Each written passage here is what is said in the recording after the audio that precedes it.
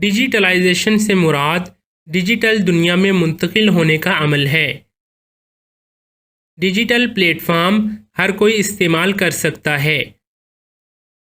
Digitalisation کی کچھ مثالیں ای بینکنگ، ای کامرس اور ای پیمنٹس ہیں۔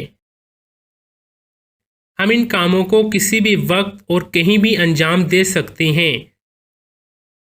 ڈیجیٹلائزیشن ان پڑھ لوگوں کے لیے ایک خرابی ہو سکتی ہے۔ یہ ملک میں کرپشن پر قابو پانے کے لیے مفید ثابت ہو سکتا ہے۔ یہ ملکی معیشت کو بہتر بنانے میں مددگار ہے۔ اس سے افرادی قوت میں کمی آئے گی۔ اس طرح غیر ہنرمند کارکنوں کی ملازمتیں کم ہوگی۔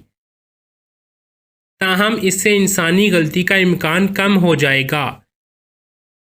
یہ روایتی نظام کے کام کو زیادہ مؤثر بناتا ہے۔